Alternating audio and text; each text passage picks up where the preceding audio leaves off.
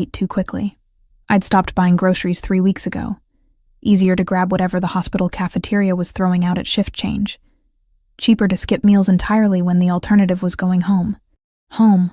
The word tasted bitter. That studio apartment in Queens wasn't home anymore. It was a cage, and Ryan held the key. I shouldered my bag and headed for the exit, nodding goodbye to Maria at the reception desk. She'd worked nights at Mount Sinai for 20 years, knew every nurse by name, always had a kind word. Tonight she looked at me with concern I pretended not to notice. "You okay, honey? You look pale." "Just tired. Long day." The lie came easily. I'd been practicing it for months. Outside, November wind cut through my thin jacket. I should have grabbed my heavier coat this morning, but Ryan had been passed out on it, reeking of whiskey and rage from whatever had set him off the night before. Better to freeze than wake him. The walk to the subway normally took 15 minutes. Tonight it felt like miles. Each step required conscious effort, my legs heavy and uncooperative. When had I last eaten? Yesterday morning, maybe. Half a protein bar from the vending machine. My stomach had stopped growling days ago, replaced by a hollow ache I'd learned to ignore. Rain started as I descended the subway stairs. Light at first, then heavier, soaking through my jacket before I reached the platform. Perfect. Just perfect. I stood shivering as water dripped from my hair, watching my breath fog in the underground chill. The platform was crowded despite the late hour. Manhattan never really slept, and neither did its subway system. Bodies pressed together, everyone trying to stay warm, stay dry, stay invisible in that particular way New Yorkers perfected. Don't make eye contact. Don't engage. Just get where you're going and mind your business. Dizziness hit me as the train pulled in. I grabbed the pole, steadying myself as passengers surged forward. The motion, the noise, the press of bodies, it all felt overwhelming suddenly. My vision grayed at the edges. Get on the train, Amanda. Just get on the train. Get home. Lock the door. Survive another night.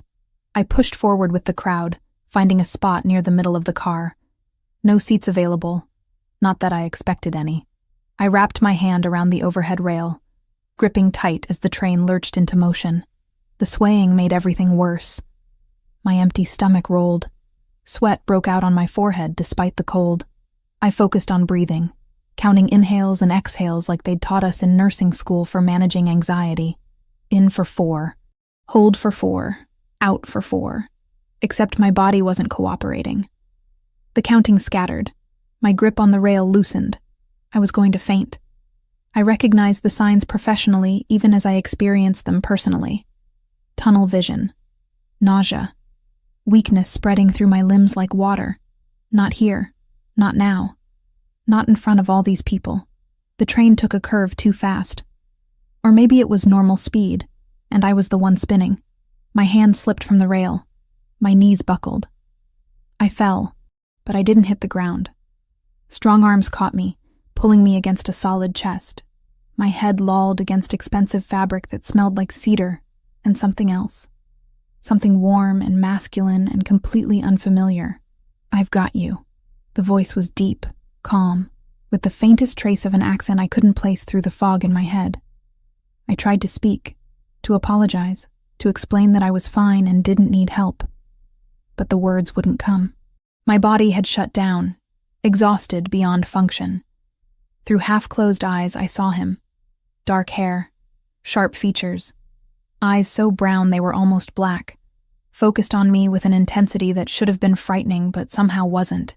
He was tall, I realized. Even sitting I could tell he was well over 6 feet, broad-shouldered in a black shirt and charcoal blazer that fit perfectly. "Miss, can you hear me?" His hand moved to my face, fingers gentle as they checked my pulse at my throat. Professional. Careful. I managed a weak nod. That's when his gaze dropped to my arm. My jacket sleeve had ridden up when he caught me, exposing the inside of my forearm, exposing the bruises. His entire body went rigid.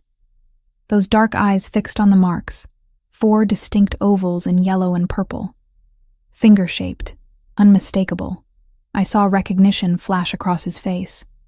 Not confusion or curiosity. Recognition, like he'd seen this before. like he knew exactly what those bruises meant. Who did this? His voice had changed, still quiet, but there was steel underneath now, something dangerous lurking beneath the surface calm. I pulled weakly at my sleeve, trying to cover the evidence. I'm fine, just clumsy. I fell at work. You fell. He didn't believe me. The way he said it made clear he knew I was lying. When's the last time you ate? The question caught me off guard. Today. Earlier. Try again. He adjusted his hold on me, keeping me upright as the train continued its journey. And this time, don't lie. Tears pricked my eyes. I didn't cry anymore.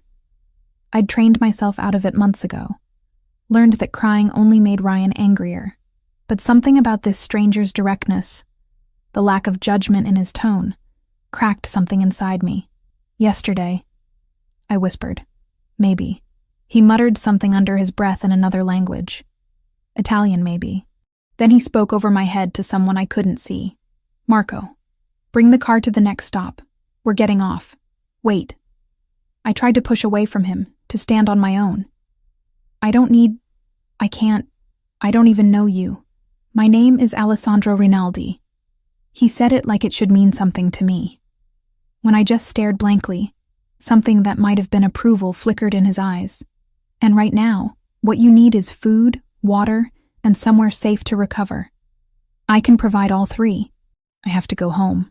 Even saying it made my stomach clench with dread. Do you want to go home? The question hung between us.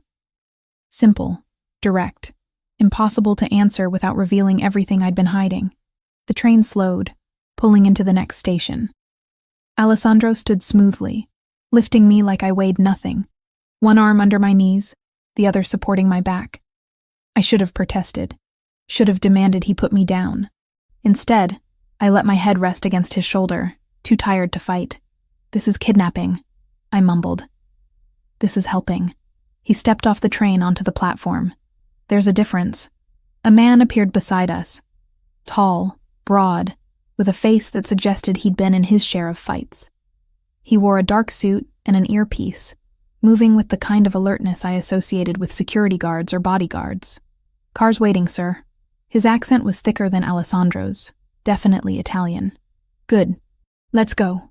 They moved through the station with purpose, Alessandro carrying me while Marco cleared a path ahead. People stepped aside automatically.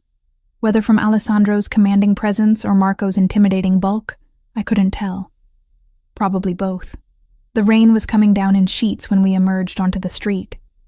A black SUV idled at the curb, windows tinted so dark I couldn't see inside.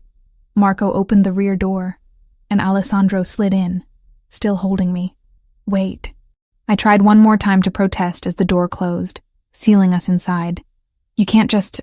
I don't... breathe. Alessandro settled me on the seat beside him, his hand steady on my shoulder. You're safe. That's all that matters right now. Safe.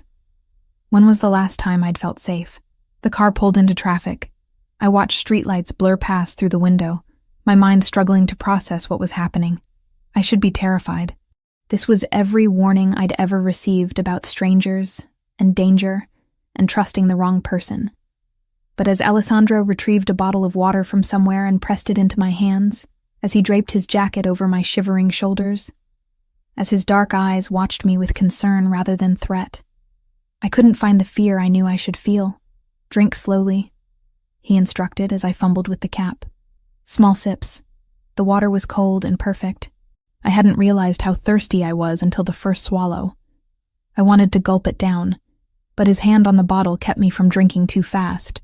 Where are we going? My voice sounded stronger now. The water was already helping. My home. I have a doctor on call who'll examine you. I'm a nurse. I don't need a doctor. Nurses make terrible patients. There was almost warmth in his tone. You know that as well as I do. He wasn't wrong. I'd seen enough nurses ignore their own health while caring for everyone else. The SUV turned onto Park Avenue, pulling up to a building that screamed money. Doorman. Marble lobby visible through glass doors.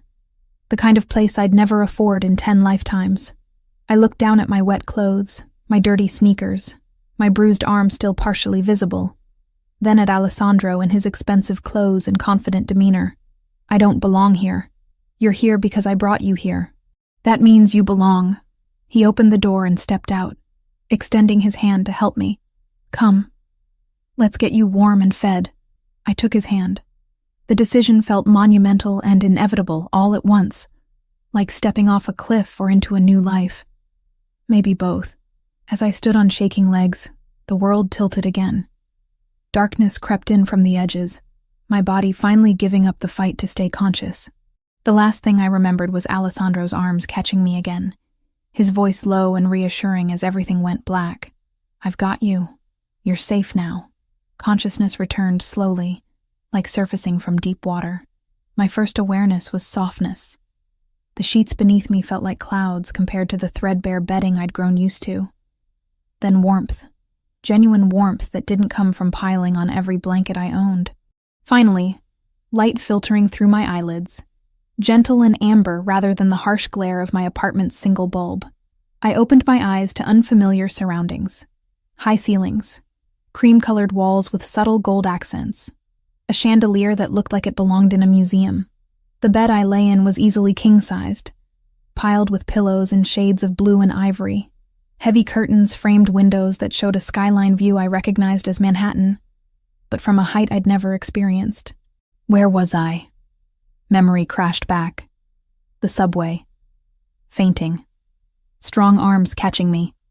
Dark eyes studying the bruises on my arm with recognition that made my stomach twist. Alessandro Rinaldi. I sat up too quickly, and the room spun. My hand went to my head, finding my hair loose and slightly damp. Someone had removed my wet jacket. I was still in my t-shirt and jeans, but my sneakers were gone, placed neatly by the door. A knock sounded before I could panic further. The door opened to reveal Alessandro carrying a silver tray. He'd changed from the blazer into a simple black sweater, sleeves pushed to his elbows. In daylight, or what passed for it through the curtains, I could see him more clearly. Mid-30s, maybe. Sharp cheekbones and a strong jaw. Hair dark enough to be almost black, styled back but with a few strands falling forward. And those eyes, brown so deep they appeared black in certain light, currently watching me with careful attention. "You're awake. Good." He set the tray on the nightstand. "How do you feel?" "Confused." My voice came out hoarse. "What time is it?" "Just past noon. You've been asleep for about 12 hours. He poured tea from a delicate pot into a matching cup. "Dr. Vincent examined you last night after you lost consciousness. With your permission, of course." "I don't remember giving permission. You were semi-conscious but responsive. I asked if you'd allow a doctor to check you over." You nodded. He handed me the cup.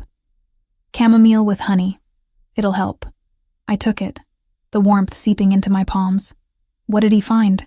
Alessandro pulled a chair closer to the bed and sat, maintaining a respectful distance.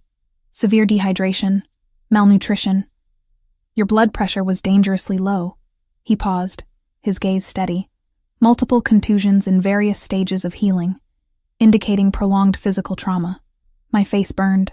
Having a stranger, even a doctor, examine my body while I slept felt violating, but underneath the embarrassment was relief that someone finally saw, that the evidence existed beyond my own experience of it.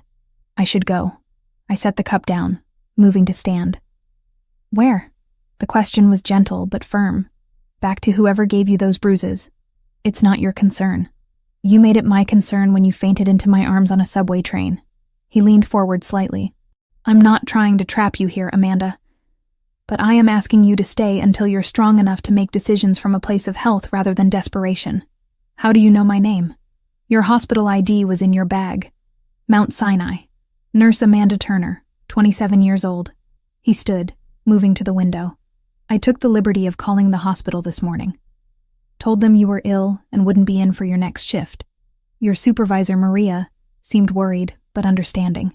I should have been angry at the presumption. Instead, I felt grateful someone had handled the details I hadn't had energy to consider. Why are you doing this?" The question came out quieter than I intended. Alessandro turned back to me, and something in his expression shifted, became almost vulnerable. "When I was 12. My mother was killed by her boyfriend. He beat her regularly for years. She hid it from everyone, including me, until the night he went too far. His jaw tightened. I recognize the signs, Amanda. The weight loss, the fear, the bruises in places usually covered. I couldn't save my mother, but I can make sure you have the option she never got. A safe place to recover and decide what comes next. The raw honesty in his words cracked something inside me. This wasn't pity. It was understanding born from lived experience. Just for today, I whispered. I'll stay just for today. That's all I'm asking. He gestured to the tray. Eat. Rest. We'll talk more later if you want. He left, closing the door quietly behind him. I stared at the tray. Toast with butter and jam. Fresh fruit. The tea steaming gently. Simple food, but more than I'd seen in weeks. I ate slowly, my shrunken stomach protesting even small amounts. The bread was fresh, probably from some bakery I'd never be able to afford. The strawberries were sweet and perfect. Each bite felt like luxury. A soft knock came as I finished. An older woman entered, her silver-streaked hair pulled into a neat bun. She wore simple clothes but moved with quiet competence. Miss Amanda, I'm Lucia. I manage Mr. Rinaldi's household. Her accent was Italian but softer than his. I've brought you some clothes. Yours were still damp from the rain. She set a folded stack on the dresser. Soft pants in charcoal gray. A cream sweater that looked incredibly comfortable. Fresh undergarments still in packaging. The bathroom is through that door. There are towels and toiletries. Take your time. She smiled warmly. I'll prepare something more substantial for lunch when you're ready. Thank you. The words felt inadequate. After she left, I made my way to the bathroom. It was larger than my entire apartment bedroom. Marble surfaces. A shower with multiple heads. A bathtub that could fit 3 people. Towels so plush they felt like hugging clouds. I showered, letting hot water wash away days of grime and exhaustion. The soap smelled like lavender. The shampoo left my hair feeling clean for the first time in weeks. I stood under the spray until the water ran cold, then dried off with those impossible towels. The clothes Lucia brought fit perfectly. The sweater was cashmere, soft beyond description. I caught my reflection in the mirror. Still too thin, still showing signs of exhaustion, but cleaner. Less haunted, maybe.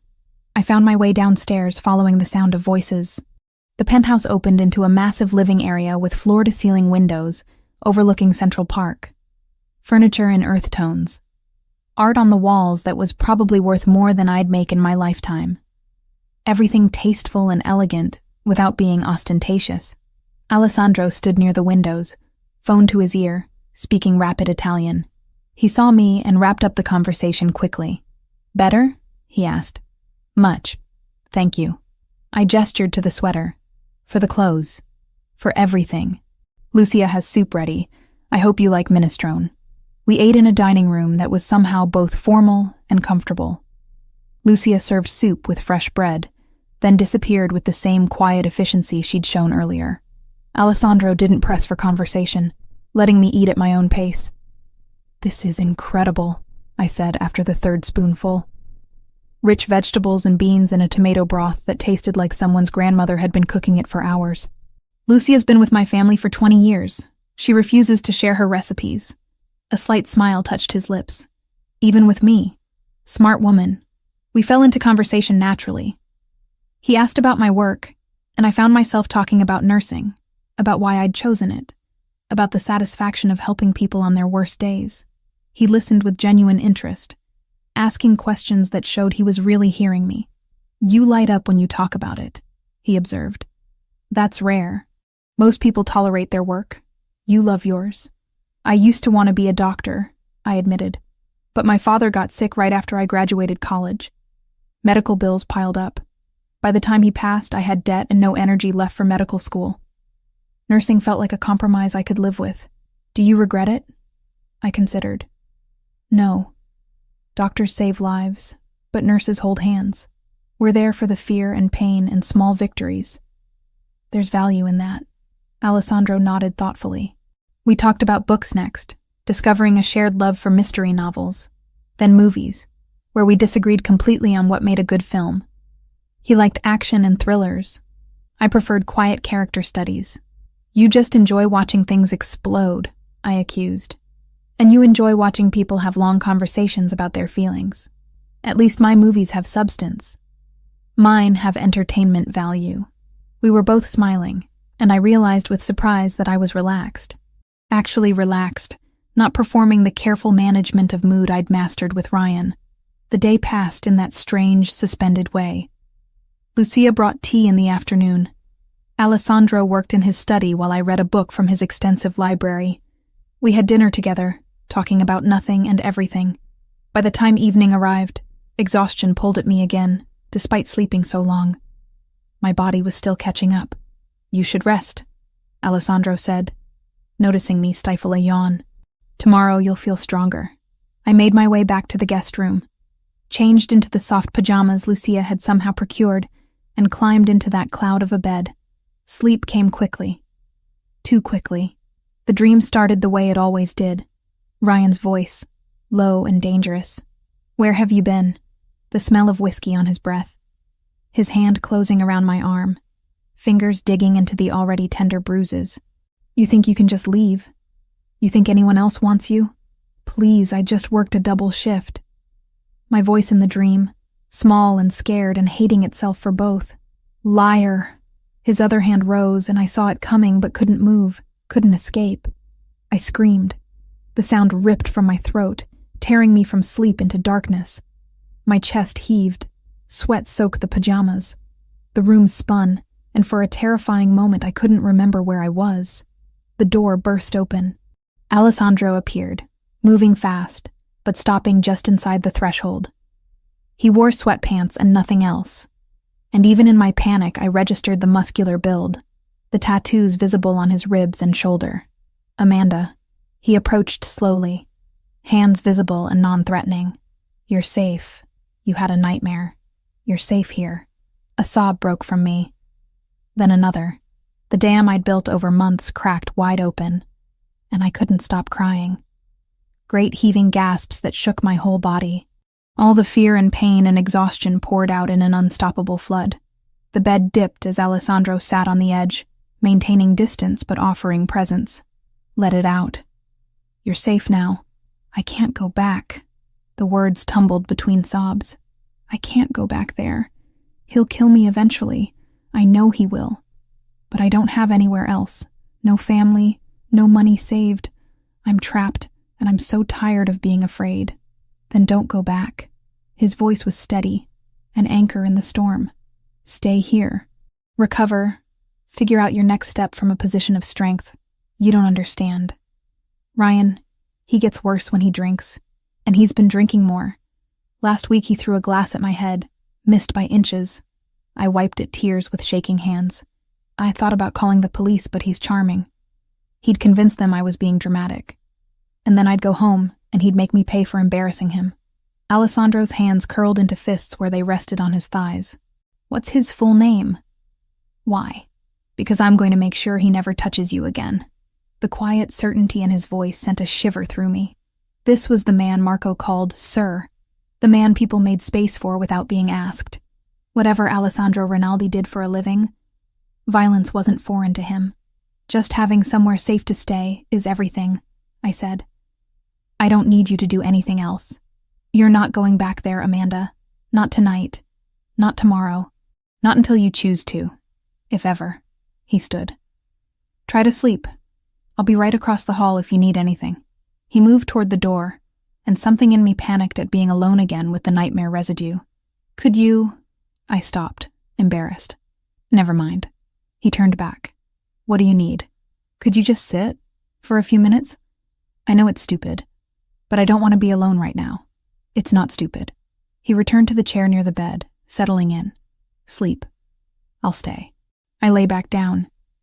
And the last thing I remembered before exhaustion claimed me was the solid presence of him keeping watch, making me feel safer than I had in longer than I could remember.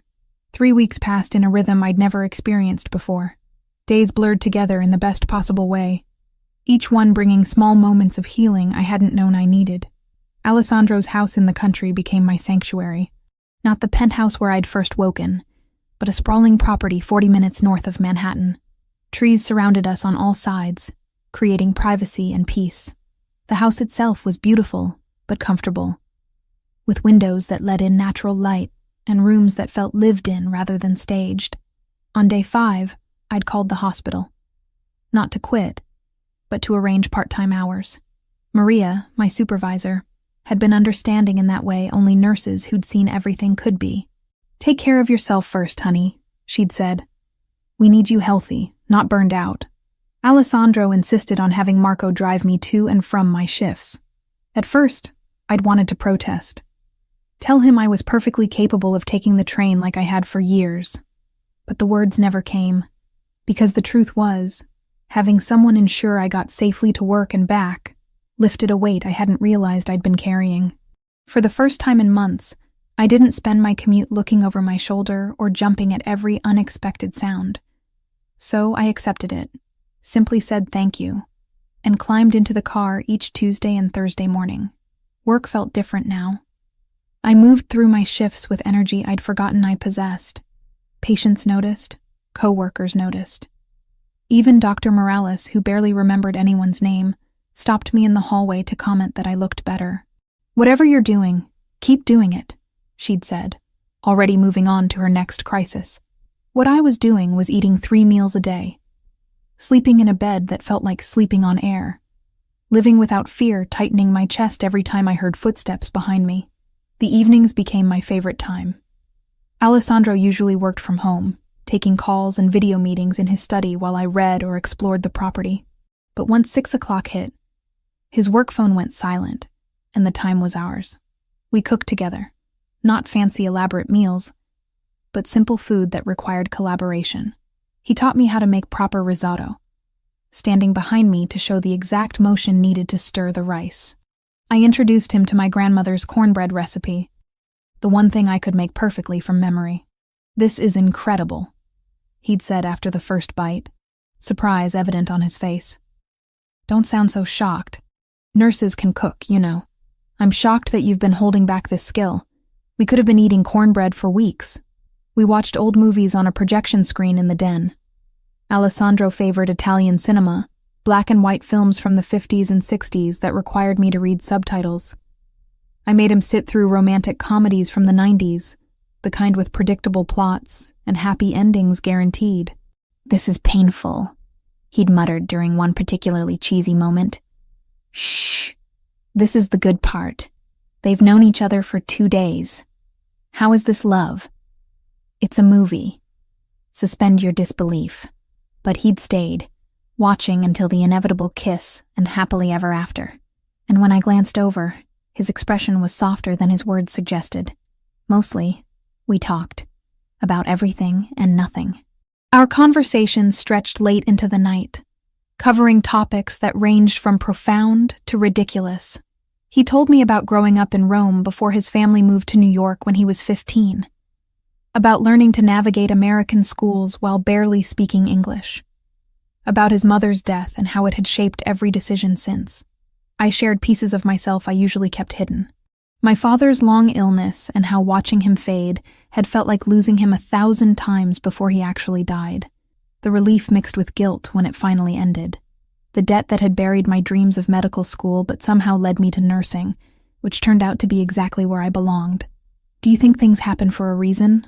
I asked one night, curled in the corner of the couch while rain pattered against the windows. Alessandro considered from his seat across from me. "I think we make meaning from what happens.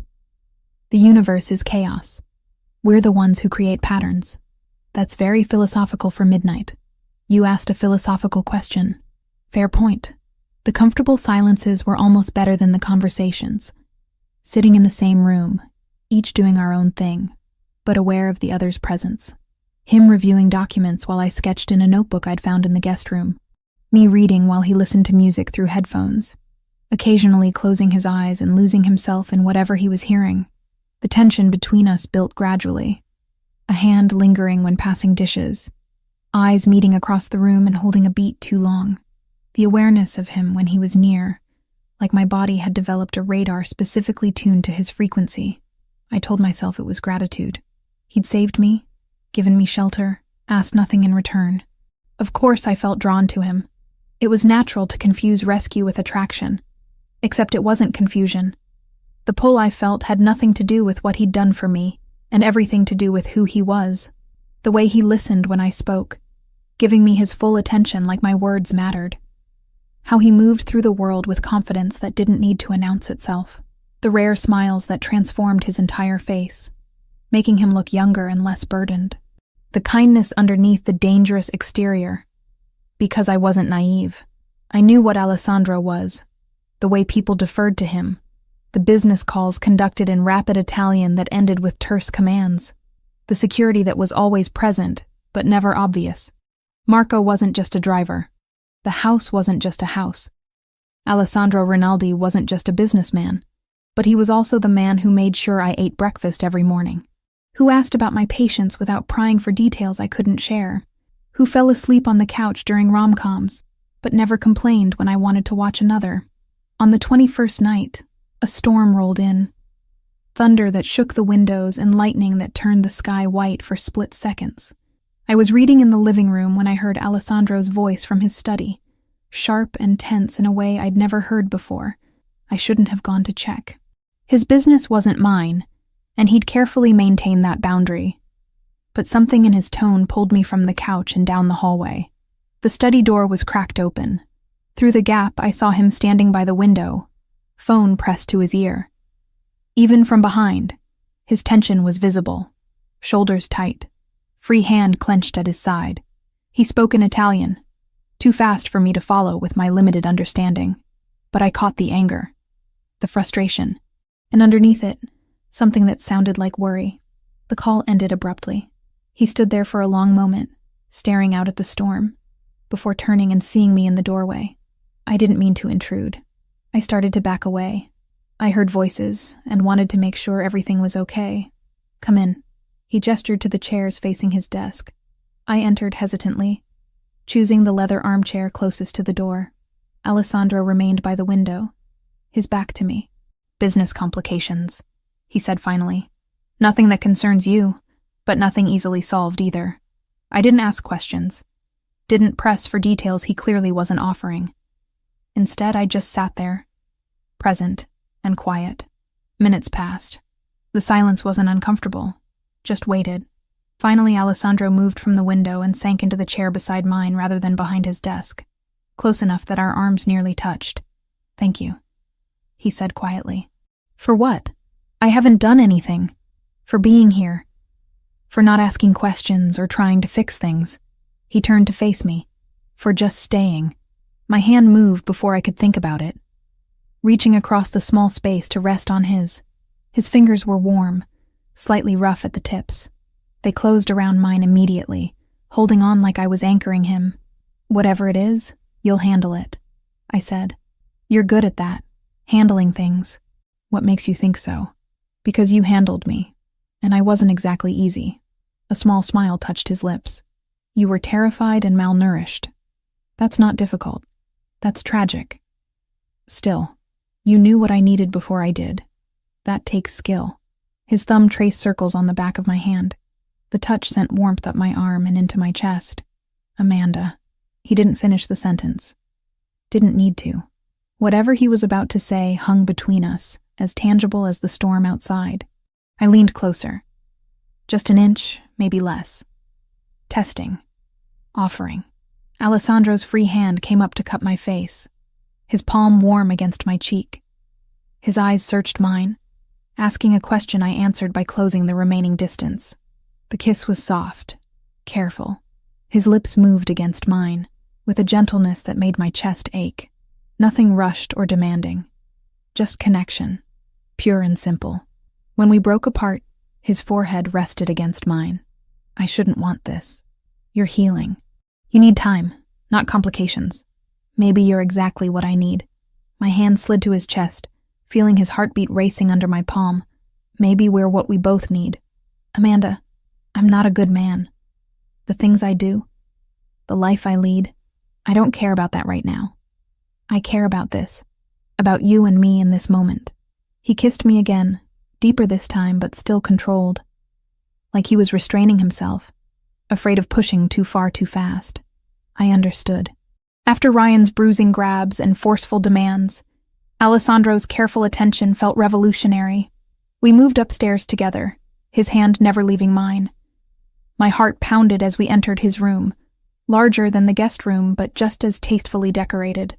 The bed dominated the space, and I felt a flutter of nervousness mixed with anticipation. Alessandro stopped at the foot of the bed, turning to face me. "We can stop any time.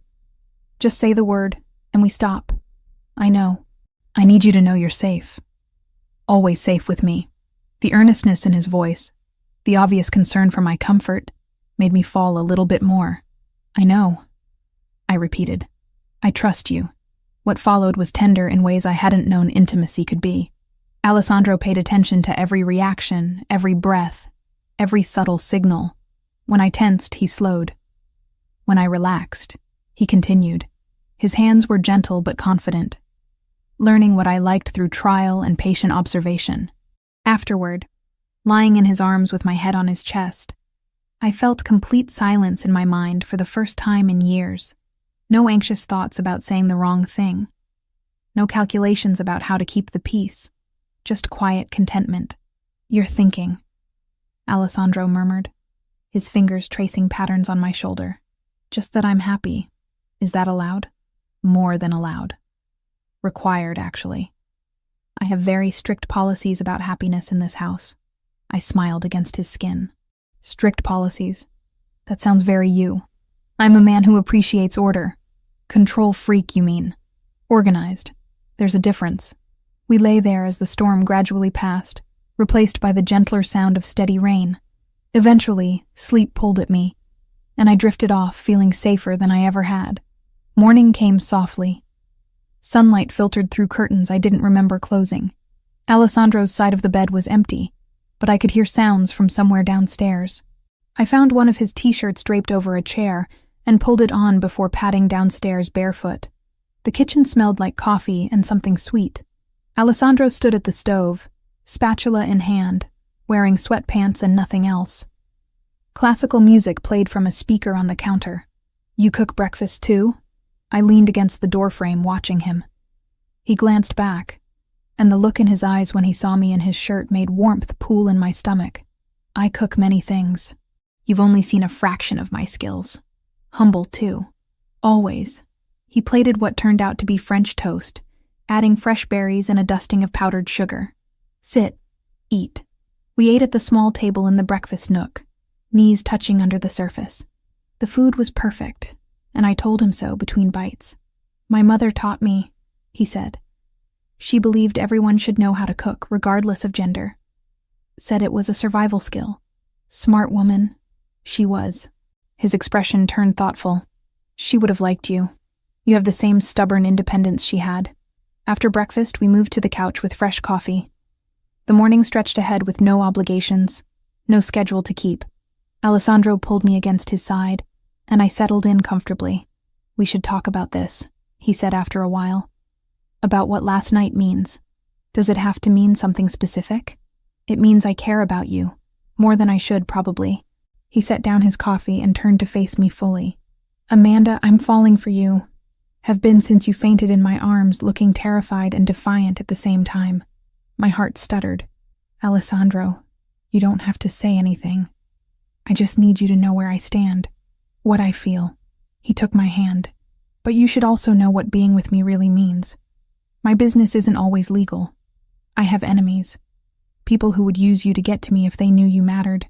I assumed as much. Assuming and accepting are different things. I thought about it. About the reality of being with someone whose life existed in shades of gray. About the danger and complication and moral ambiguity. Then I thought about how he made me feel. Safe. Seen. Valued. How he'd given me space to heal without demanding anything in return. How he listened and laughed and showed me kindness I'd forgotten existed. "I see you," I said finally. "Not just what you do, but who you are. The man who takes care of people, who feels deeply even when you try to hide it, who makes French toast because your mother taught you." I squeezed his hand. "That's the person I'm falling for." Everything else is just context. Alessandro pulled me into a kiss that tasted like coffee and promises. When we broke apart, he rested his forehead against mine. "We'll figure it out," he said. "Together. Together," I agreed. And in that moment, sitting in the morning sunlight with this complicated, dangerous, tender man, I believed it completely. Whatever came next, we would face it side by side. The call came during breakfast on a Tuesday morning. Alessandro's phone buzzed against the kitchen table, and I watched his expression shift from relaxed to guarded in seconds. He answered in Italian, his voice clipped and professional as he stepped away toward the windows.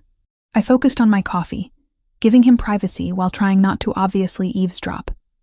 Not that I could understand much. My Italian extended to menu items and basic pleasantries, nowhere near conversational. When he returned, his jaw was tight. He sat across from me, both hands wrapped around his own coffee cup like he needed something to anchor him. "That was Marco," he said carefully. "He's been keeping an eye on your situation, making sure there are no complications." My stomach dropped. "Ryan. He's been asking questions at the hospital. Showed up twice last week looking for you. Maria told him you were on extended medical leave and she had no other information." Alessandro's dark eyes held mine. He's becoming more persistent, more aggressive in his inquiries. I set down my cup before my shaking hands could spill it. 3 weeks of peace, and I'd let myself believe maybe Ryan had given up, moved on to some other target. Deep down, I'd known better. What did he say to Maria? That you'd stolen from him, that he needed to find you to press charges. Alessandro's voice was calm, but I heard the anger underneath. Maria didn't believe him, told him to contact the police if he had a legitimate complaint. He left, but Marco's sources say he's been watching the hospital entrance during shift changes. He's looking for me. It wasn't a question. "Yes." I stood abruptly, pacing to the window. The garden stretched out peaceful and green, a stark contrast to the anxiety clawing up my throat. I knew he wouldn't just let me go. Men like Ryan, they see people as possessions. You don't get to leave until they decide you're no longer useful. Alessandro came to stand beside me, close but not touching. "I have a proposal. Something concrete that might help. I'm listening. Let me connect you with lawyers. Good ones who specialize in protective orders and domestic violence cases. They can file for a restraining order on your behalf. Legal documentation that Ryan is to stay away from you, the hospital, anywhere you might be. Restraining orders are just paper." The bitterness in my voice surprised even me. "They don't actually stop anyone determined enough." "No, they don't." His honesty was almost refreshing. "But they create legal consequences if he violates them. And they establish a record. If anything happens, there's documentation of the threat he poses." I turned to face him. "You've been thinking about this." "Planning. I've been preparing for the possibility, yes."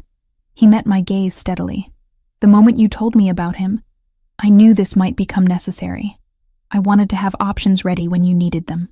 In the past, someone planning around me without my input would have felt controlling, suffocating. But Alessandro wasn't deciding for me. He was providing tools and letting me choose whether to use them. "Okay," I said.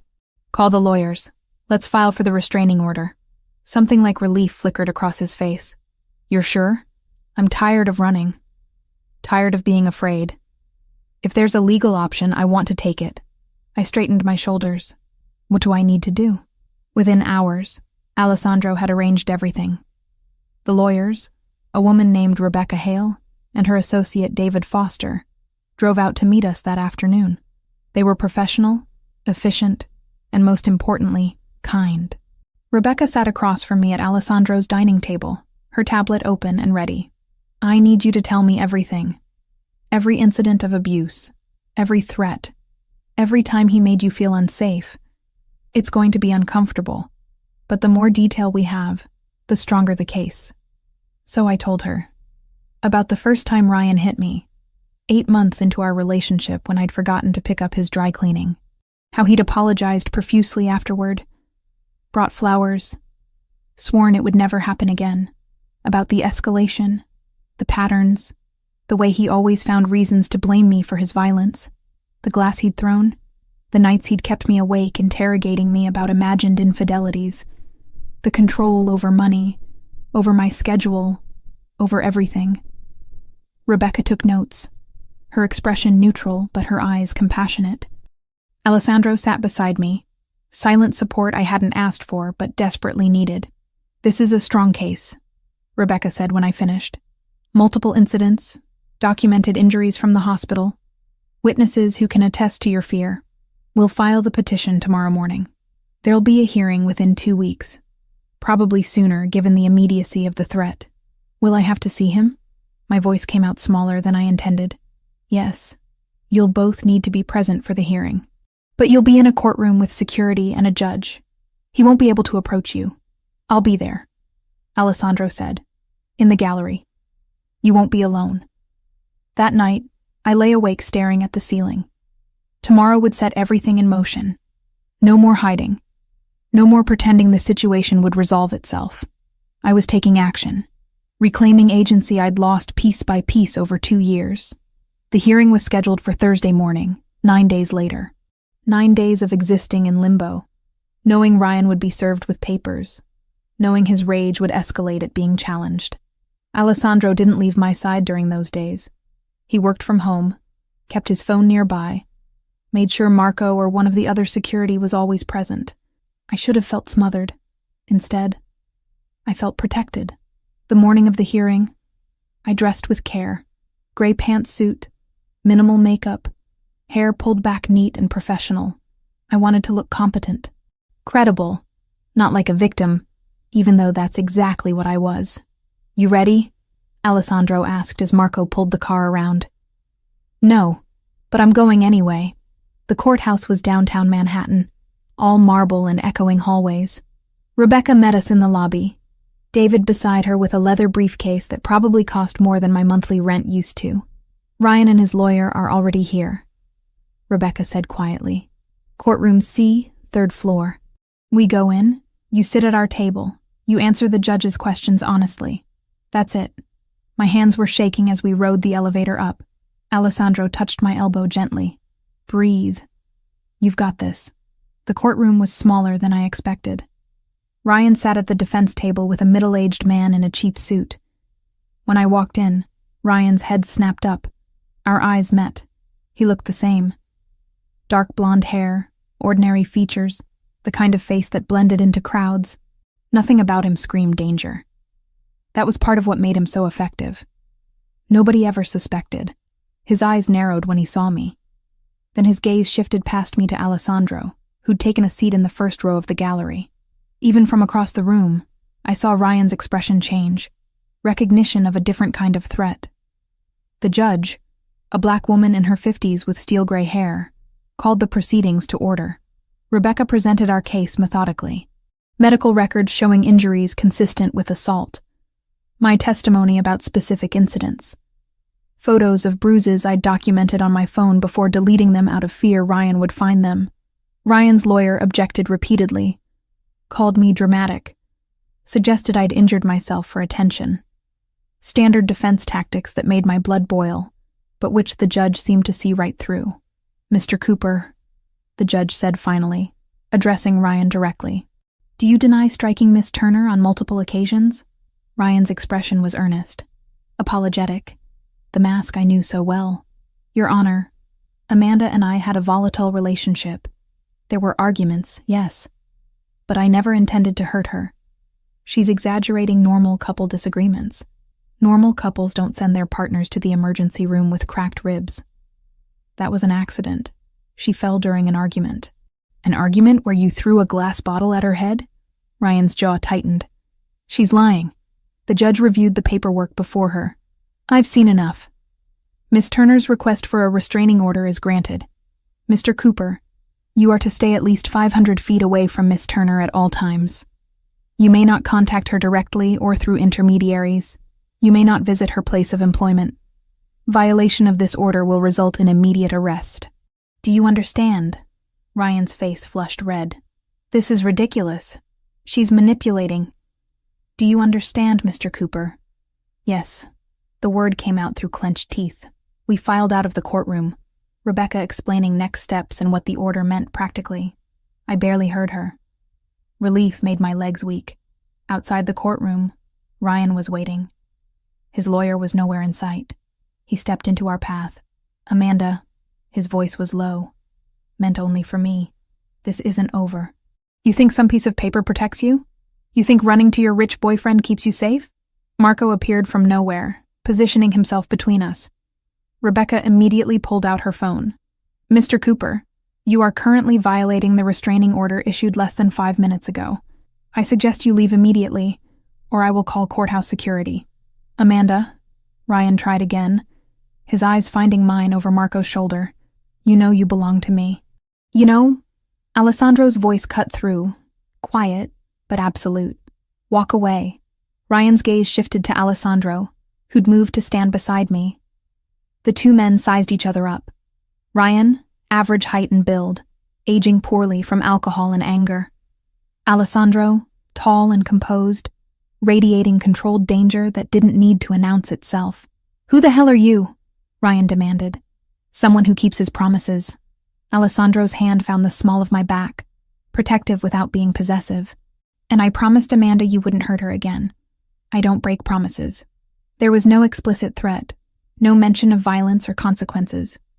Just certainty delivered in a tone that made Ryan's bravado crack visibly. "This is harassment." Ryan blustered, but he was already backing away. "I'll file a complaint."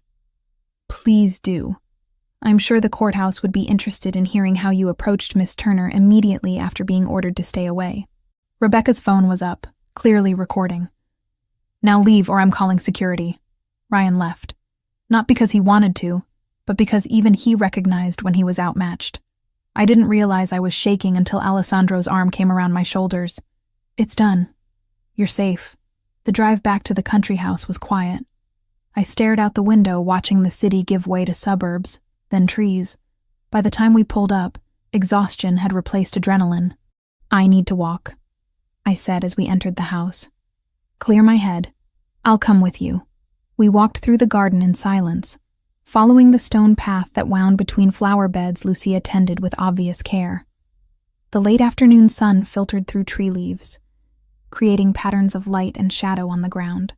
"Thank you," I said finally, "for being there today. For everything. You don't need to thank me." "Yes, I do. You didn't have to help me. You chose to. That matters." Alessandro stopped walking, turning to face me. "Amanda, you matter. What happens to you matters to me. I know we haven't known each other long, but these past weeks," he trailed off, seeming to search for words. "You've brought something into my life I didn't know was missing. Peace. Actual peace, not just absence of chaos." My throat tightened. "You gave me safety, space to remember who I am without fear. You're remarkable." His hand came up to cup my cheek, thumb brushing along my cheekbone. "The way you held yourself together in that courtroom. How you looked Ryan in the eye and didn't back down. You're stronger than you know." "I don't feel strong. I feel like I'm barely holding it together." "Strength isn't fearlessness. It's feeling the fear and doing what needs doing anyway." He leaned down, pressing his forehead to mine. "You did that today. You stood up for yourself, took your life back." I kissed him, pouring everything I couldn't articulate into the connection. Gratitude and attraction, and the beginning of something deeper. When we broke apart, his eyes were warm in the fading light. "Come on," he said, taking my hand. "Let's go inside. You've had a long day." That evening I cooked dinner, while Alessandro worked through emails in his study. Nothing fancy, just pasta with vegetables and the good olive oil Lucia kept stocked. Simple, comforting food that required attention without demanding too much energy. We ate at the small table in the breakfast nook, knees touching underneath. Alessandro told me about a property deal he was negotiating, something involving a warehouse in Red Hook. I told him about a patient from my last shift, a little boy who'd needed stitches but had been so brave. Normal conversation, normal life. It felt precious and fragile and worth fighting to keep. After dinner, we walked in the garden again, this time with the stars visible overhead. The air had cooled, and I pulled Alessandro's jacket tighter around my shoulders. "I keep waiting for something to go wrong," I admitted. "For this all to fall apart." "Why would it fall apart?" "Because good things don't last. Not for me. He stopped walking, pulling me around to face him. Then maybe it's time to rewrite that story. Maybe you're allowed to have good things, to be happy, and safe and cared for. You make it sound simple. It is simple. You just have to let yourself believe it. His arms came around me, and I leaned into his warmth. I'm not going anywhere, Amanda. And neither is your safety. You're here, you're protected, and you get to decide what comes next. Standing there in the garden with Alessandro's heartbeat steady against my ear, I let myself believe it, just for that moment. Just enough to imagine a future where fear wasn't the constant background noise of my existence. Stay with me, I whispered. Tonight. Just hold me while I sleep. Always. The country house became my world over the next 3 weeks. Not in a limiting way, but in the way a shelter becomes home when you've been out in the cold too long. Every morning I woke to birdsong instead of sirens. Every night I fell asleep feeling safe. Alessandro had been right about returning to work. I needed the structure, the purpose, the reminder that I was still myself beyond the trauma. So I went back to Mount Sinai 3 days a week, reduced hours that let me focus without exhausting myself. Marco drove me every shift. At first, I'd felt guilty about it. The waste of his time sitting in traffic twice a day just to transport one person. But Alessandro had been firm when I'd tried to protest. This isn't negotiable, he'd said, not unkindly. Ryan knows where you work. Until we're certain he's complying with the restraining order, you don't travel alone. So I stopped arguing. Climbed into the black SUV each Tuesday, Wednesday, and Thursday morning. Marco never made conversation unless I initiated it, seemingly content with silence and whatever he listened to through his earpiece. The drive became meditative, time to prepare mentally for the shift ahead. Work itself felt different now. I moved through my rounds with energy I'd forgotten I possessed. Patients responded to it. Mrs. Kowalski in 412 actually smiled when I brought her medications. Little Jamie in pediatrics asked if I could be his nurse every day because I didn't seem sad anymore. Out of the mouths of 7-year-olds with broken arms. Maria cornered me during a rare quiet moment at the nurse's station. Whatever you're doing, keep doing it. You look like yourself again. I feel like myself again. Good. She squeezed my shoulder. We need you healthy and whole. This job takes enough without you giving pieces you can't afford to lose. The evenings became sacred.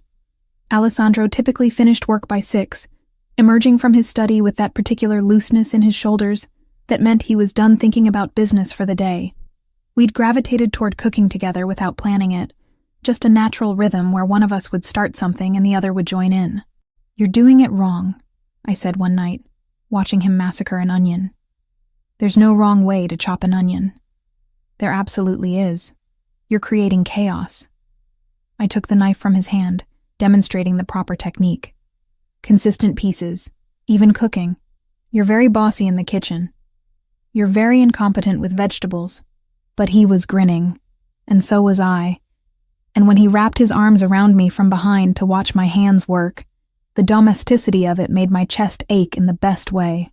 We cooked pasta with seasonal vegetables, roasted chicken with herbs from Lucia's garden. Simple food that tasted better because we made it together. Meals eaten at the small table in the breakfast nook, knees touching underneath, conversation flowing easily. After dinner, we'd migrate to the den. Alessandro had a weakness for Italian cinema from the 50s and 60s, black and white films with subtitles and complicated plots.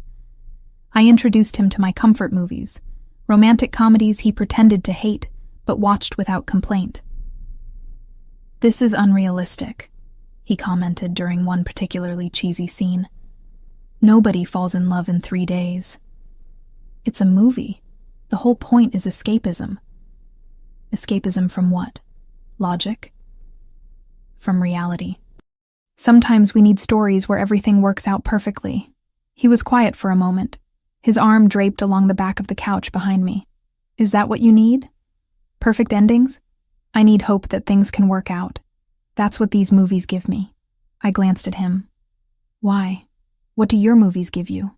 Perspective. Reminder that humans are complicated. That love and loss and redemption are universal experiences regardless of language or era. That's surprisingly profound for someone who pretends not to have feelings. I have feelings. I'm just selective about showing them. Lucky me then.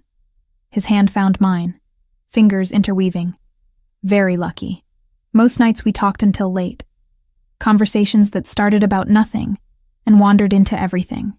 Alessandro told me about his early years in New York, the culture shock of American schools, learning English by watching television and reading newspapers obsessively.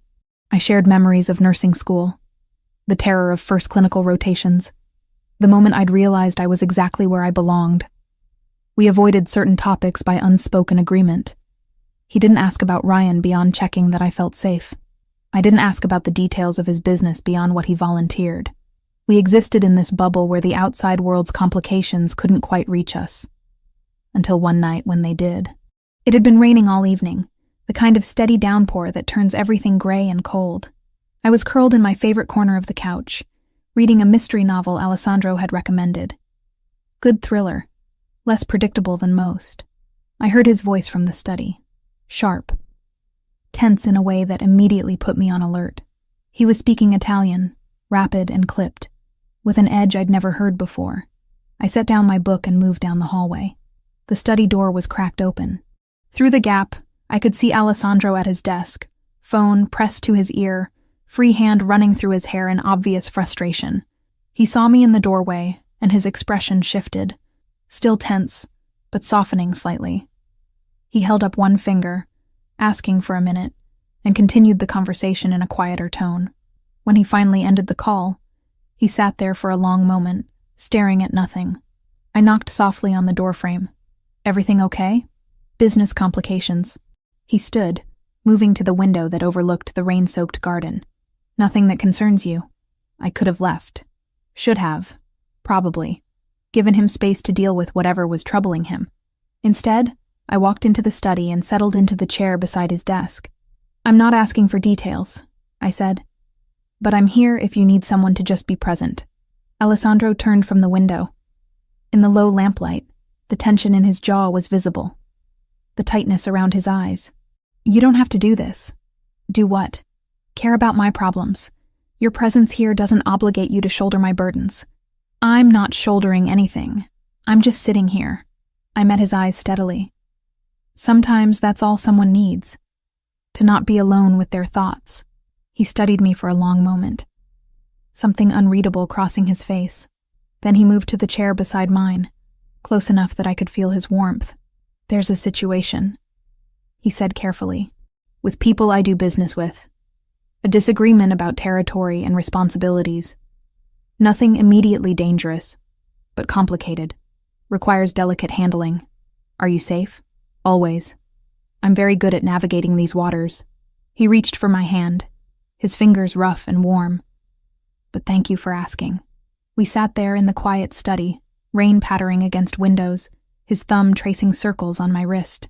The touch was soothing, grounding. I realized with sudden clarity that this was what intimacy really looked like. Not just physical connection, but this. Presence without demands. Support without expectations. Amanda? He said quietly. Why are you really here? Because you looked like you needed someone. No, I mean here. In this house. With me. His dark eyes held mine. You could leave. The restraining order is in place.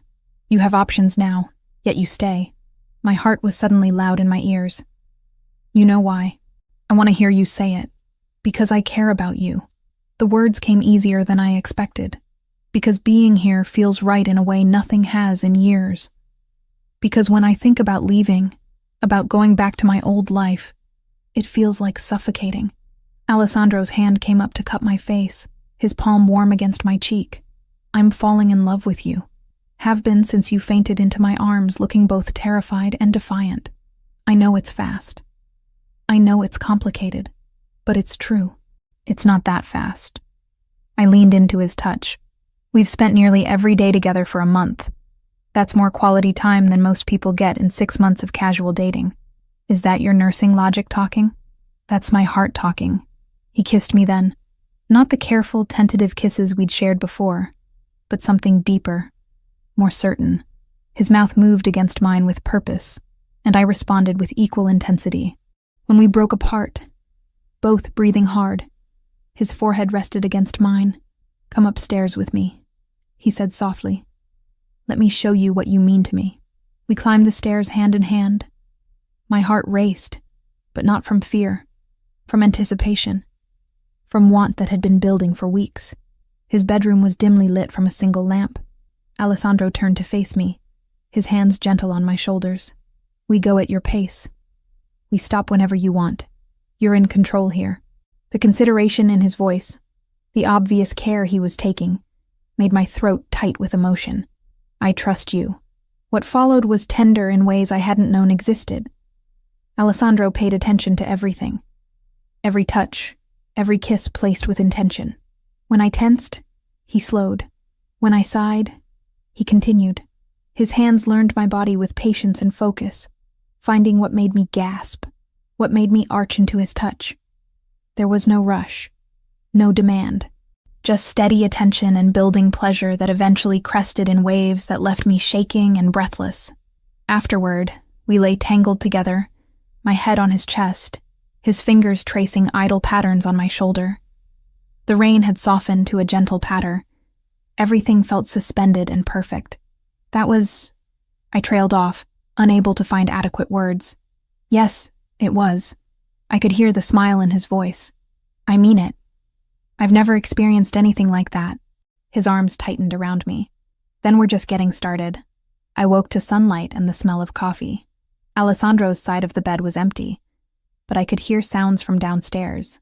I pulled on his t-shirt from the night before and patted down to find him in the kitchen. He'd made French toast, fresh strawberries, coffee in the expensive machine that produced perfect espresso. He was barefoot in sweatpants, and the domesticity of it made me smile. "Good morning," I said from the doorway. He looked up, and the expression on his face when he saw me in his shirt was pure warmth. "Morning. Hungry?" We ate breakfast with our knees touching under the table. Easy conversation about nothing important. The normalcy of it felt precious. "We should talk," Alessandro said as we finished, "about what this means, where we go from here." "Okay, talk. I care about you deeply. More than I have for anyone in a very long time." He set down his coffee cup. "But you need to understand what being with me really means. My business, my life, it's not simple. There are risks, complications, people who would use you to get to me if they knew you mattered. I figured that out already. Figuring out and accepting are different things." His expression was serious. "I'm asking if you can accept the reality of who I am, what I do, the moral gray areas I operate in." I thought about it, really thought.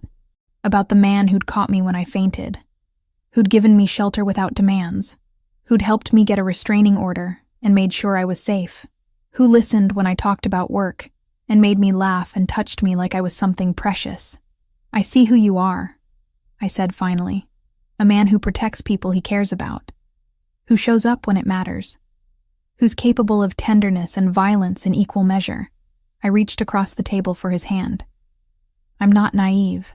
I know you do things that aren't legal, that you operate outside the boundaries most people stay within. But I also know you're fundamentally decent, that you have lines you won't cross. That matters more to me than perfect morality. You're sure?" "I'm sure I want to be here, with you, building whatever this is between us." I squeezed his fingers. "Everything else we'll figure out as we go." Alessandro stood and pulled me up with him, wrapping his arms around me. "Then we do this together. No secrets about the important things. No pretending my world isn't complicated. But honest and together." "Together," I agreed. Standing there in the morning sunlight, held by someone who saw all of me and wanted me anyway, I felt something shift into place. This wasn't the life I'd planned. It was better, more real, more mine. Whatever came next, we'd face it side by side. 2 months. That's how long I'd been living with Alessandro when everything changed again. I was finishing my shift at Mount Sinai, updating patient charts at the nurses' station, when Maria appeared beside me with an expression I'd learned to recognize. Concern mixed with protective anger. "Your ex is here," she said quietly. "Downstairs in the lobby. Security called up to warn us." My hands froze on the keyboard. "Ryan? He's demanding to see you. Says it's urgent." Maria's jaw was tight. I already called the number Alessandro gave me. His people are on their way. At the restraining order. Ryan was violating it, standing in my workplace, the one place he was explicitly forbidden from approaching. Don't go down there, Maria continued. Stay here until security arrives. But I was already standing, already moving toward the elevator bank. Not to confront Ryan, but to make sure he didn't come upstairs. The pediatric ward was on this floor. I wouldn't let him near vulnerable children. Amanda, wait. Maria grabbed my arm. The elevator dinged.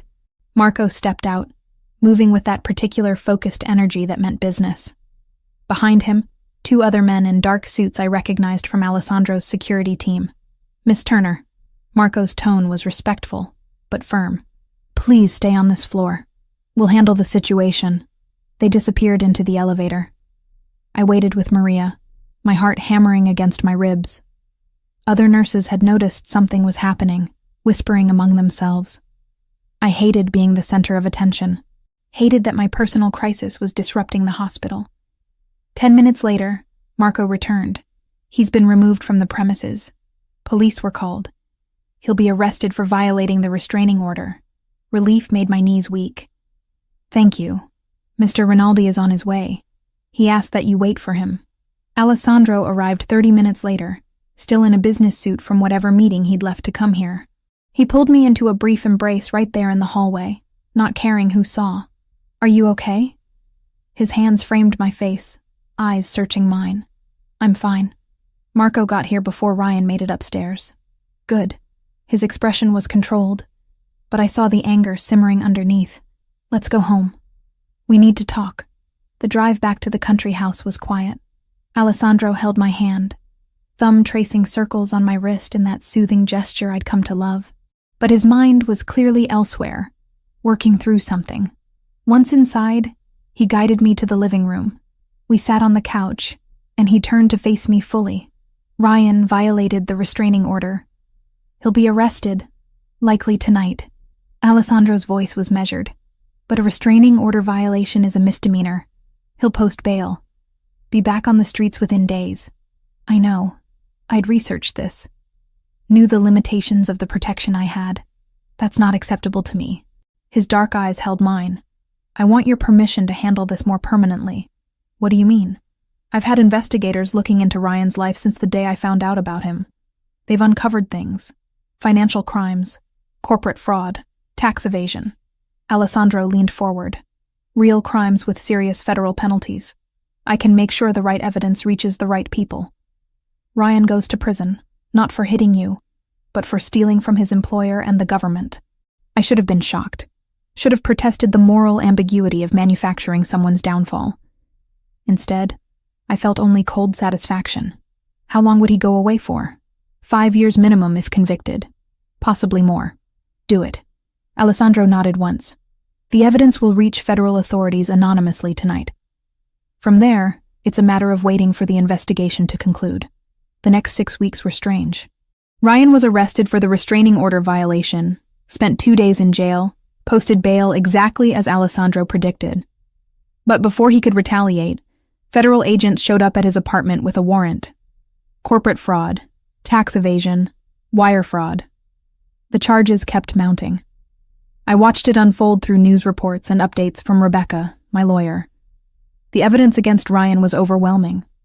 Bank records showing fraudulent transactions, tax documents with obvious discrepancies, email trails documenting his schemes, all delivered anonymously to the FBI, all completely legitimate evidence that Ryan had apparently been too arrogant to hide properly. He got sloppy, Alessandro explained one evening. Thought he was smarter than he was. All the investigators did was organize what was already there. During those weeks, life continued with surprising normalcy. I worked my shifts with Marco driving me daily. Alessandro and I fell deeper into our relationship, the crisis with Ryan somehow bringing us closer rather than creating stress. We cooked together, watched movies, made love with increasing familiarity and trust. The trial was scheduled 3 months after Ryan's federal arrest. The legal system moved with its typical glacial pace, but finally the day arrived. I wasn't a major witness this time. Just a brief testimony about the restraining order violation, establishing pattern of behavior. The real evidence was financial. Forensic accountants, FBI agents, documents that told the story of systematic theft and fraud, spanning 3 years. Alessandro sat in the gallery, exactly where he'd been during the restraining order hearing. His presence was a quiet anchor.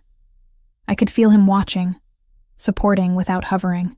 Ryan looked diminished in his cheap suit, sitting between his overworked public defender and a table full of damning evidence. When our eyes met across the courtroom, I saw the moment he realized. Saw him understand that this wasn't coincidence, that someone had orchestrated his downfall. His gaze shifted past me to Alessandro. Recognition, understanding, and underneath it all, fear. The verdict came back guilty on all counts. The sentencing happened 2 weeks later. 5 years in federal prison. No possibility of early parole for at least 3 years. I sat in that courtroom and watched Ryan get led away in handcuffs. Felt the weight I'd been carrying for months finally lift from my shoulders. This was real freedom. Not just a restraining order that could be violated, but actual physical separation. Years of knowing exactly where he was and that he couldn't reach me. Lucia had prepared my favorite meal when we got home. Pasta with vegetables and that incredible sauce she made from scratch. Alessandro opened wine, good wine from his personal collection, and we ate by candlelight in the dining room. "How do you feel?" he asked as we finished. "Free." The word came out with more emotion than I expected. Actually, genuinely free for the first time in years. "Good." He reached across the table for my hand. "Which brings me to something I need to ask you." My heart stuttered. "Okay, you're safe now. Ryan is gone. The immediate threat is resolved." His thumb traced my knuckles. "You don't have to stay here anymore. You could get your own place. Resume your independent life. I would help you with that if it's what you want." "Is that what you want?" I asked carefully. "For me to leave? God, no." The words came out fierce. "I want you to stay. Want to wake up with you every morning and fall asleep beside you every night. Want to build a life with you." He squeezed my hand. "But I need to know you're choosing to stay because you want to, not because you feel obligated or scared to leave." I stood, moving around the table to straddle his lap, my hands framing his face. "Alessandro, I'm not staying out of obligation. I'm staying because this is where I want to be. Because you're who I want to be with." "You're sure?" "I've never been more sure of anything." I kissed him softly. "I love you. I'm in love with you. And I want to build a life together." His arms came around me, holding tight. "I love you too. Have since the beginning." We sat there for a long time, wrapped around each other, letting the reality of our future settle in. Later, lying in bed with my head on his chest, we talked about practical things. I wanted to continue nursing, maybe pursue a specialization in pediatrics. Alessandro immediately offered to pay for the coursework, but I pushed back gently.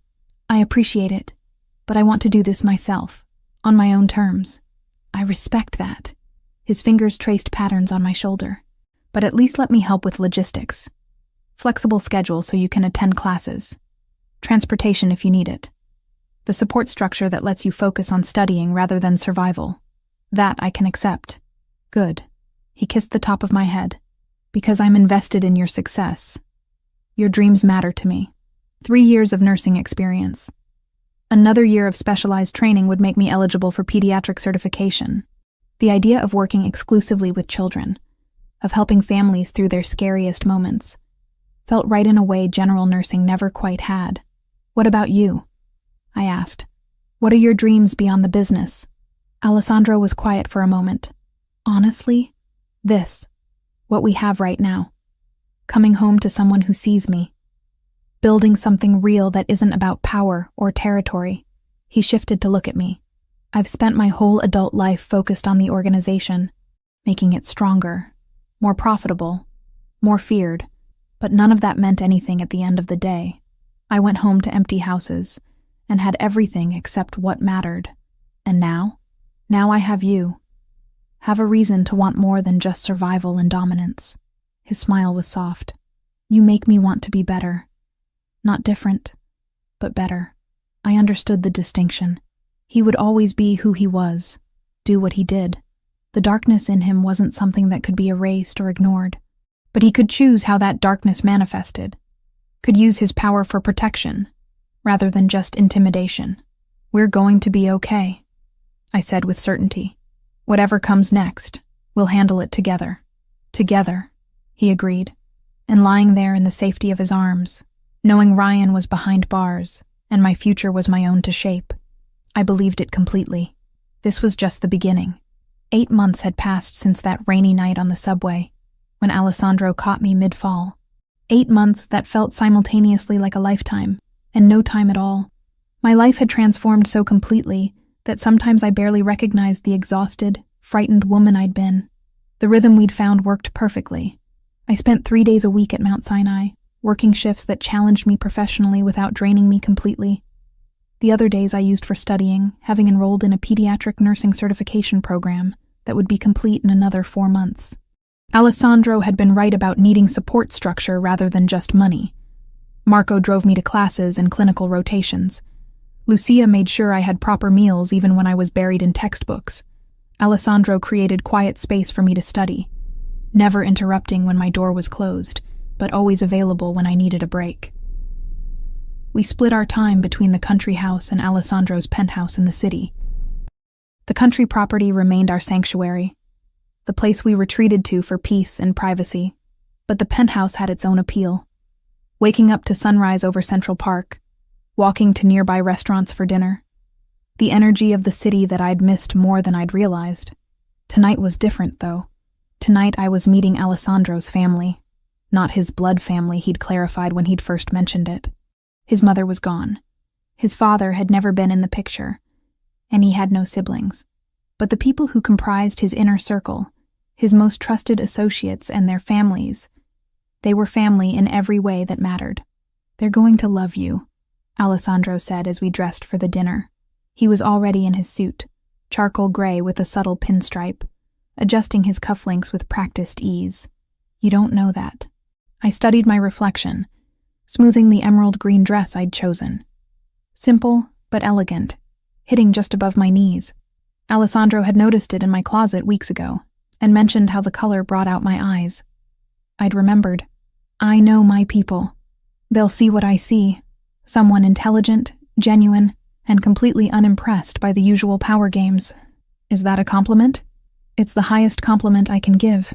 He came up behind me, his hands settling on my waist. "You're real, Amanda. In a world full of people performing for advantage, you're just yourself. That's rare." The dinner was at a restaurant in Tribeca, one of those places without a sign where you needed a reservation months in advance or the right connections. We arrived to find a private room in the back, a long table already populated with people who stood when Alessandro entered.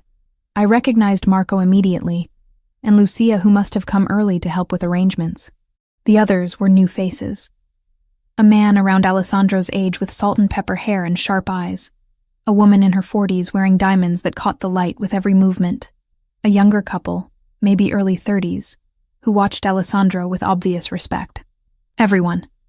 Alessandro's hand was warm on my back. "This is Amanda Turner." "Amanda. This is my family." Introductions flowed.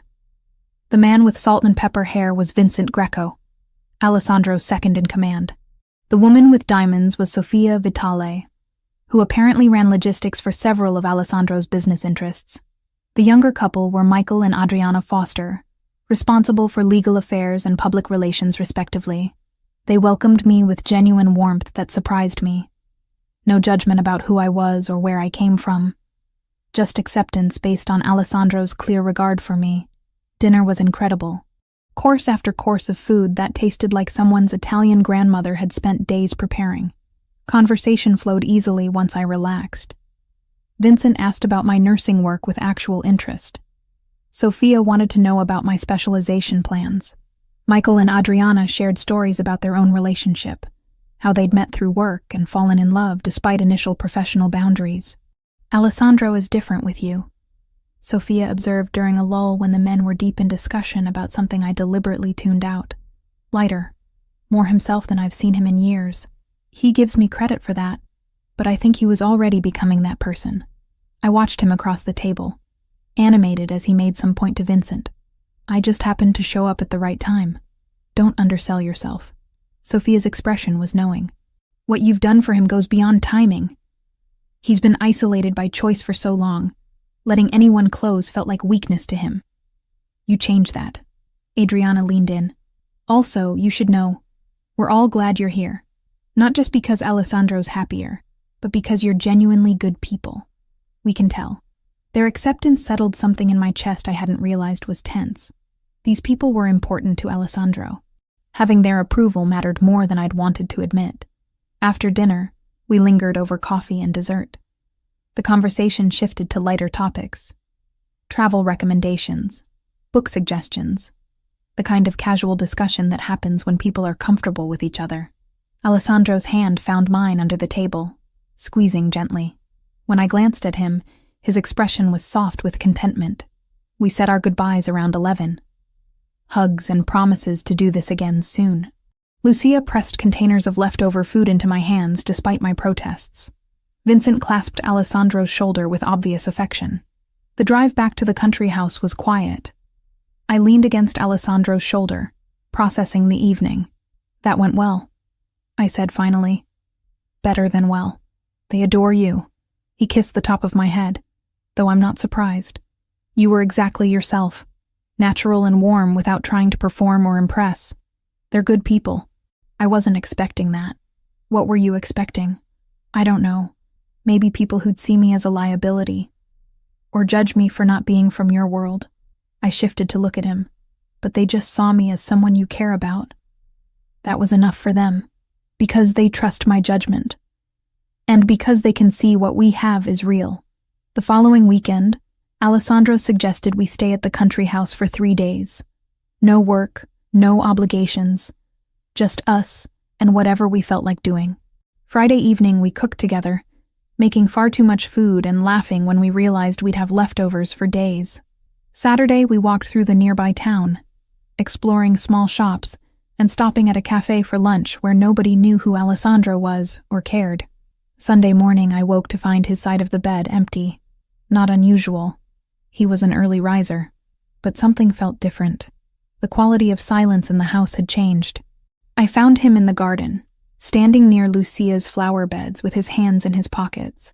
The late morning sun caught his dark hair, and he looked contemplative in a way that made my heart skip. "Hey," I said softly, not wanting to startle him. "You okay? Come here." He extended his hand and I took it, letting him pull me close. "I've been thinking. About us.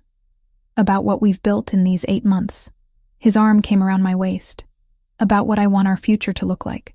My pulse quickened. "And what do you want it to look like?" Instead of answering, he reached into his pocket and pulled out a small velvet box. My breath caught. "This isn't a traditional proposal," he said, opening the box to reveal a delicate ring, emerald set in white gold, surrounded by tiny diamonds. "I'm not asking you to marry me next month or even next year. I'm asking if you'll let me promise you a future, if you'll wear this as a symbol that we're building toward something permanent, at whatever pace feels right for both of us." The ring was beautiful, understated, but clearly expensive, the emerald catching light like captured fire. "Alessandro, I love you, Amanda. I want to build a life with you. Want to wake up beside you every morning for the rest of my life. Want to support your dreams and share mine with you. Want everything that comes with forever." His dark eyes held mine. "But I know you're still healing, still finding yourself again. I don't want to rush you or pressure you. So this isn't an engagement. It's a promise. Of my intention. Of my commitment. Of my certainty that you're the one I want." Tears blurred my vision. "You're sure? About me? About us? I've never been more sure of anything." I held out my left hand, watching as he slid the ring onto my finger. It fit perfectly, the emerald warm against my skin. "I love you too," I whispered. "And yes, to the promise, to the future, to all of it." He kissed me there in the garden with sunlight warming our skin and the scent of flowers in the air. When we broke apart, I was crying and laughing simultaneously. "It's beautiful," I said, admiring the ring. "How did you know my size?" "I may have borrowed one of your other rings and had it measured." His smile was slightly sheepish. Lucia was my accomplice. We spent the rest of the day talking about possibilities. Not concrete plans, but dreams. Maybe marriage in a year or two. Something small and intimate. Maybe children eventually. Though neither of us felt rushed. Maybe buying a house together that was truly ours rather than his with me added in. What made you decide now? I asked that evening as we sat on the back porch watching the sunset. Because I realized I didn't want to wait to tell you what you mean to me. Didn't want you to have any doubt about my intentions or feelings. He pulled me closer. You've transformed my life, Amanda. Brought light and warmth and humanity back to a man who'd forgotten how to feel anything beyond control and strategy. You saved me without even trying. You saved me first. Literally caught me when I fell. We saved each other then. His lips brushed my temple. And now we get to build whatever comes next together. Sitting there with the ring on my finger and Alessandro's arms around me, I thought about the journey that had brought us here. From that terrifying night on the subway to this moment of perfect peace. Every hardship, every fear, every moment of doubt had led to this. To love I never thought I'd find. To safety I'd stopped believing existed. To a future bright with possibility. Thank you, I said quietly. For what? For seeing me. For waiting for me to heal before pushing for more. For loving me exactly as I am. I turned to face him fully. You taught me that love doesn't have to hurt. That being protected and being free aren't mutually exclusive. That I deserve gentleness and patience and partnership. You taught me that power without purpose is empty. That the strongest thing I can do is be vulnerable with someone who matters. His hand came up to cup my cheek. You make me want to be better, Amanda. Not different, but better. As darkness fell and stars began appearing overhead, we sat together planning a future that belonged to both of us.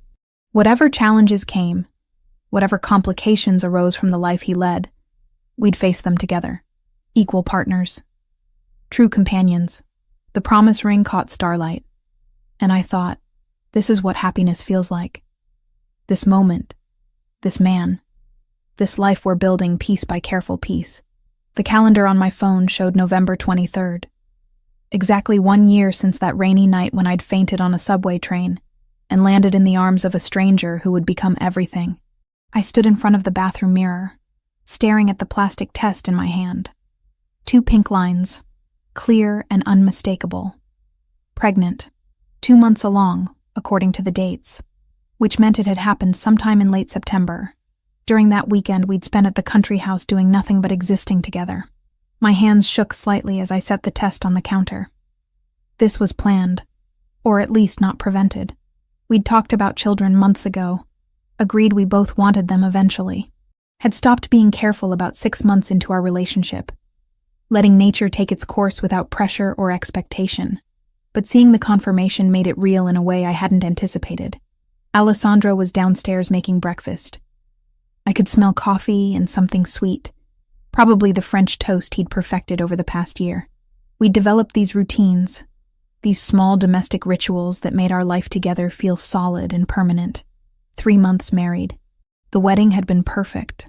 Small ceremony at the country house with just Alessandro's inner circle and a handful of my colleagues from the hospital. Lucia had cried. Marco had actually smiled. I'd worn a simple cream dress and carried wildflowers from the garden, and Alessandro had looked at me like I was the answer to every question he'd ever asked. We'd honeymooned in Italy, 2 weeks exploring Rome and Florence and the Amalfi Coast. He'd shown me where he'd grown up, introduced me to distant cousins who'd welcomed me with overwhelming warmth. I'd finally understood his roots, seen the country that had shaped him before New York had sharpened him. Coming home had felt right. Not like returning from paradise to reality, but like coming back to the life we'd built together. Our life. Equal parts his world and mine. Blended into something uniquely ours. I picked up the test again, studying those 2 lines. A baby. Our baby. Growing inside me right now while I stood here, processing the enormity of it. Amanda? Alessandro's voice drifted up the stairs. Breakfast is ready.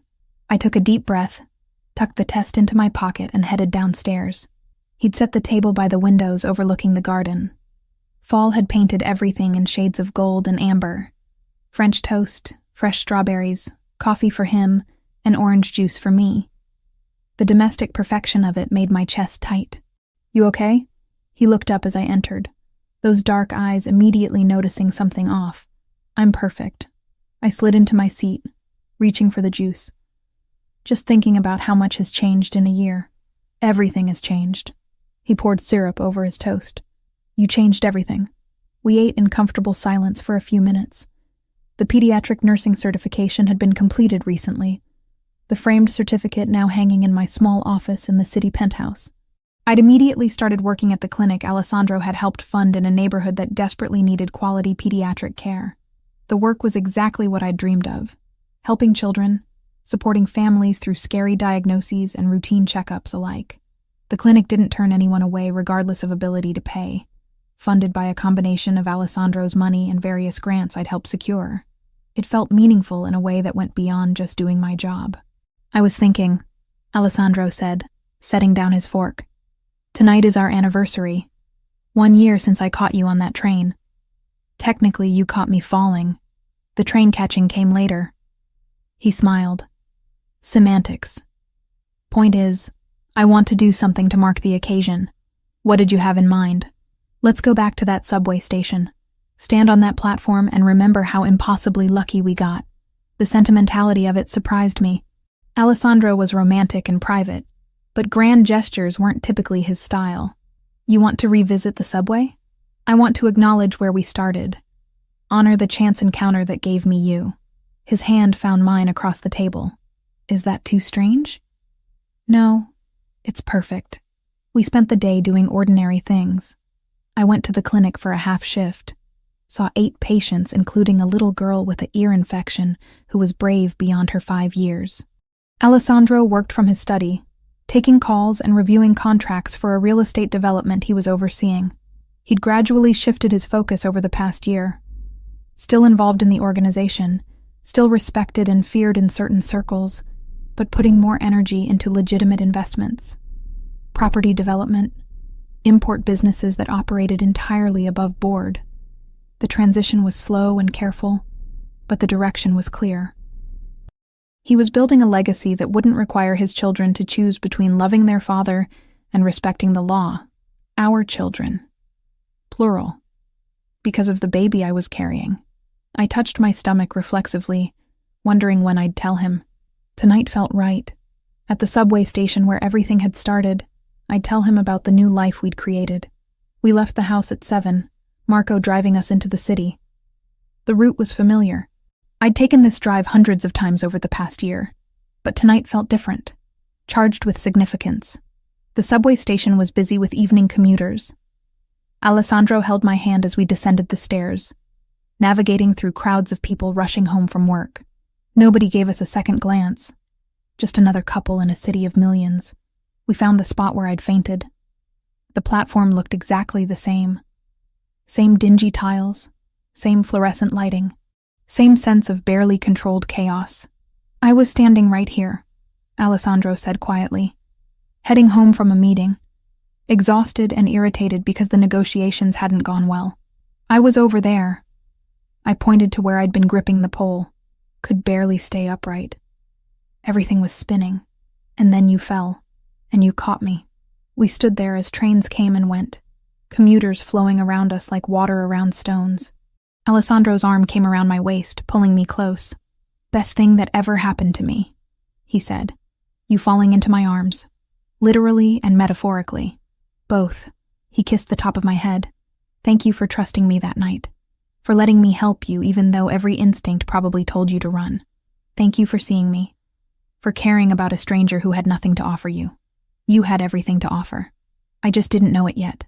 The platform was getting crowded as another train approached. Alessandro guided me back toward the stairs, and we climbed up to street level. The evening air was cool, not quite cold, carrying the first hints of winter. "Ready to go home?" he asked. "Actually, can we walk for a bit?" We walked through the city holding hands, neither of us talking much, just being together in the place where our story had started. Eventually, we ended up at a small park, sitting on a bench overlooking a playground that was empty in the gathering darkness. "I have something to tell you," I said, my heart suddenly racing. Alessandro turned to face me, his expression attentive. "What is it?" I pulled the pregnancy test from my jacket pocket. I'd wrapped it in tissue, carried it with me all day waiting for the right moment. "I'm pregnant. 2 months." For a long moment, he just stared at the test. Then his eyes found mine, and I saw tears gathering there. Alessandro Rinaldi, who commanded respect through presence alone, who'd built an empire through strength and strategy, was crying. "Amanda." His voice broke on my name. He pulled me into his arms, holding me so tight I could barely breathe. "We're having a baby? We're having a baby." He laughed, the sound joyful and slightly hysterical. "When did you find out?" "This morning. I wanted to wait until tonight to tell you. Our anniversary felt like the right time. It's perfect." He pulled back to look at me, his hands framing my face. "You're perfect. This is perfect. Are you ready for this? For parenthood? I've never been more ready for anything." His thumbs brushed away tears I hadn't realized I was crying. "We're going to be good at this. Great at this. Together." We sat on that bench for over an hour, talking about the future, baby names and nursery